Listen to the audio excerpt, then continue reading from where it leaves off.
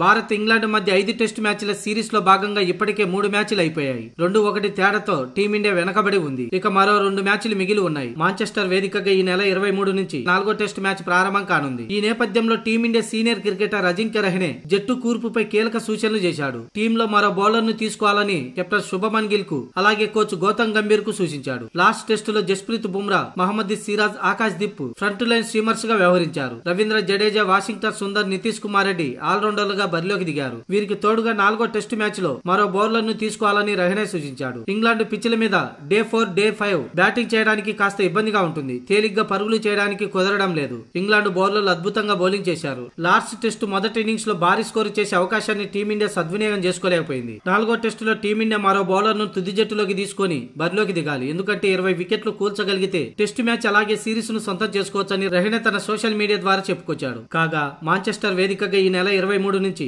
4వ test match ప్రారంభం కానుంది. ఈ మ్యాచ్ లో టీమిండియా గెలిస్తేనే సిరీస్ సమం అవుతుంది. ఒకవేళ ఓడిపోతే సిరీస్ ను కోల్పోతుంది. ఇందుకు గాను టీమిండియా మంచి వ్యూహాలతో బరిలోకి దిగాల్సిన అవసరం ఎంతైనా ఉంది. ప్రస్తుతం టీమిండియా బ్యాటర్ల ఫామ్ ను బట్టి చూస్తే ఇంగ్లాండ్ పై గెలవడం పెద్ద కష్టం కాకపోవచ్చు. కానీ తొలి ఇన్నింగ్స్ లో ఆడినంత బాగా రెండో ఇన్నింగ్స్ లో ఆడలేకపోతుంది. ఈ విభాగంలో టీమిండియా మెరుగైతే మాత్రం 4వ టెస్టు గెలవడం పెద్ద సమస్య కాదు.